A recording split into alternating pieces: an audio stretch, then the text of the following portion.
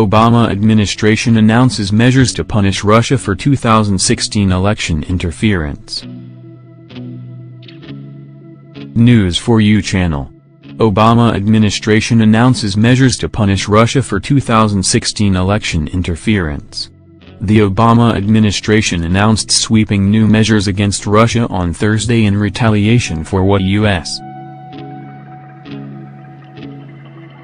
officials have characterized as interference in this fall's presidential election, ordering the expulsion of Russian intelligence operatives and slapping new sanctions on state agencies and individuals suspected in the hacks of U.S.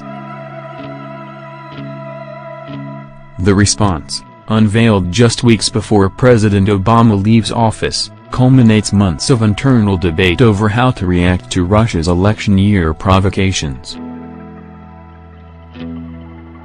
In recent months, the FBI and CIA have concluded that Russia intervened repeatedly in the 2016 election, leaking damaging information in an attempt to undermine the electoral process and help Donald Trump take the White House.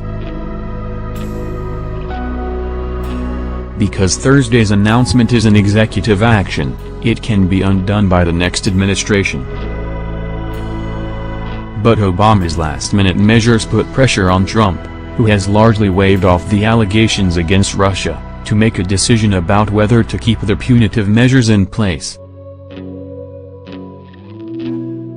In a statement issued by his transition office late Thursday, Trump was non-committal, saying, "It's time for our country to move on to bigger and better things." Nevertheless, he said, "In the interest of our country and its great people, I will meet with leaders of the intelligence community next week in order to be updated on the facts of this situation." Taken together, the sanctions and expulsions announced Thursday were the most far-reaching U.S. response to Russian activities since the end of the Cold War, and the most specific related to Russian hacking.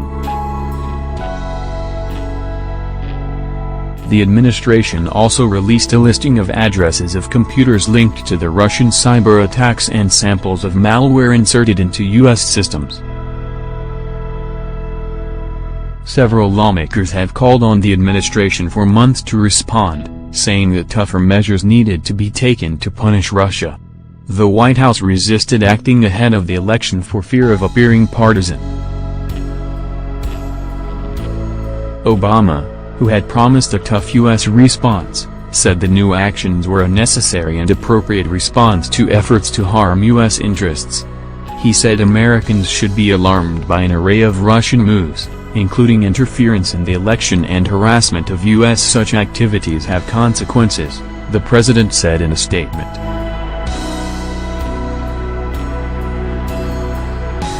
The new measures include sanctions on 2 Russian intelligence agencies, 3 companies that are believed to have provided support for government cyber operations, and 4 Russian cyber officials. The 2 agencies named are the GRU, Russia's military spy service, and the civilian spy agency FSB, a successor to the KGB. The administration has also ordered 35 Russian operatives to leave the United States and will shut down Russian-owned facilities on Maryland's Eastern Shore and on Long Island in New York believed to have been used for intelligence purposes. State Department spokesman Mark C.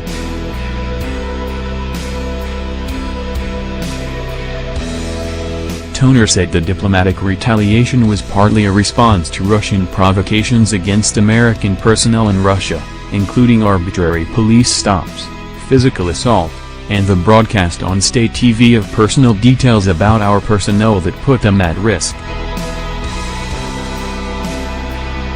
In June, a senior U.S. diplomat was attacked by a Russian soldier at the doorway to the U.S. Embassy as he tried to enter.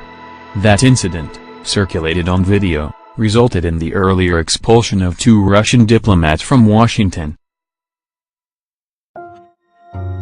The State Department also said that personal details about U.S. diplomats were publicly released in Moscow, and that the Russian government had refused to approve security upgrades to the U.S. diplomatic facility in St. Petersburg.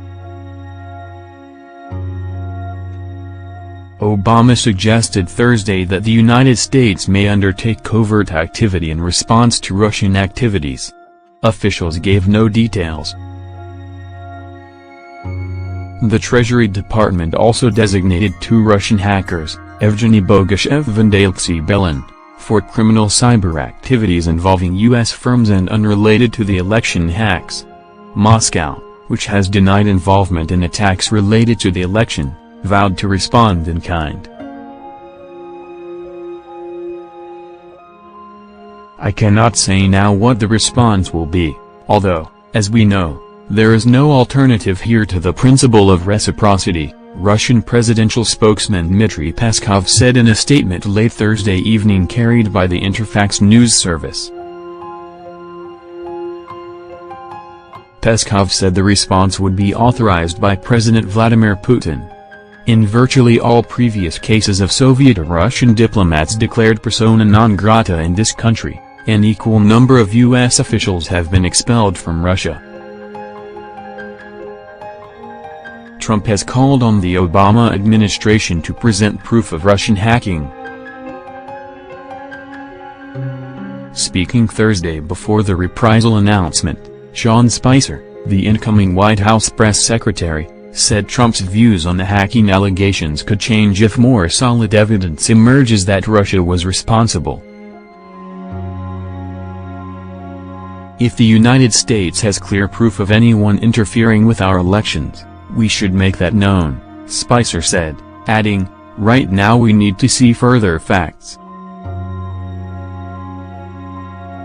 Spicer also said that some on the political left were using the Russian allegations to downplay Trump's victory at the polls on November. U.S. officials say they have been refining for months their assessment of the attacks, in which they say a Russian military intelligence agency hacked the Democratic National Committee and stole emails that were later released by WikiLeaks. Emails hacked from the account of John Podesta, who chaired Hillary Clinton's presidential campaign, also were made public. State electoral systems were also targeted, but administration officials said Thursday, as they have in the past, that they have no evidence the actual voting process was interfered with on Election Day. Officials have not named Putin himself in the cyber meddling. Obama has suggested that approval came from the very top of the Russian government. As part of the new measures, the administration has amended a 2015 executive order allowing the president to respond to foreign cyber attacks. That order was intended primarily for attacks against infrastructure or commercial targets, but officials adapted it to cover attempts to undermine the electoral process not only in the United States but in other countries as well. In a call with reporters, U.S. officials said they chose to announce the new measures before the end of Obama's term in an attempt to educate Americans about Russian activities and to deter future intrusions. There's every reason to believe Russia will interfere with future U.S. elections and future elections around the world, said one senior official, speaking on the condition of anonymity because he was not authorized to speak on the record. The Russian actions have been sustained over an extended period of time, and by any definition are against the national interests of the United States, not the interests of President Obama. The harassment, the official said, has been escalating steadily for some time and is a direct threat to the ability of the United States to conduct diplomacy. Allies and American businesses were concerned about Russian activities, the official said, and if Trump transition officials aren't, then they should explain why.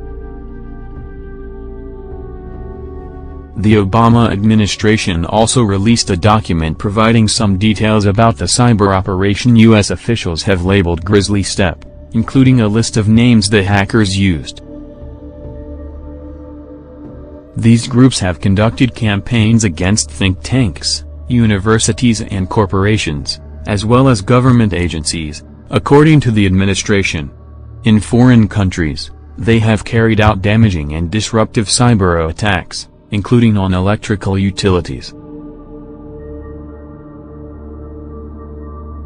John Carlin, former head of the Justice Department's National Security Division, said the measures announced Thursday were significant. "It's important to show that we can do attribution and are willing to impose a deterrent not just for the Russians, but for the world, as we're figuring out what the norms should be in cyberspace," he said. "It's not a world of free passes. Identifying the malware that was used, imposing sanctions and affecting the Russians' ability to hack for intelligence purposes all raise the cost of conducting such activities," Carlin said. The Obama administration has already imposed sanctions on Russia for its activities in Ukraine, but those measures do not appear to have deterred Russia's actions there. Congressional Republicans welcomed the crackdown but said it was overdue. "It is an appropriate way to end 8 years of failed policy with Russia," House Speaker Paul D. Ryan, R-Wit, said in a statement. Sens. John McCain, R. Arizona, and Lindsey O. Graham, R.S.C., said the measures were inadequate and promised to fight for stronger sanctions. Despite the Obama administration's efforts to deliver an 11th-hour blow against Russia, Leonid Slutsky, chairman of the International Affairs Committee of the State Duma, the lower house of Russia's parliament, suggested the measures would not inflict lasting damage. "None of this will change the results of the election of the American president, and in January, the rightful owner of the White House will be Donald Trump," Slutsky said. "I expect that with his arrival the dialogue between Russia and the United States will be conducted in a more healthy political atmosphere."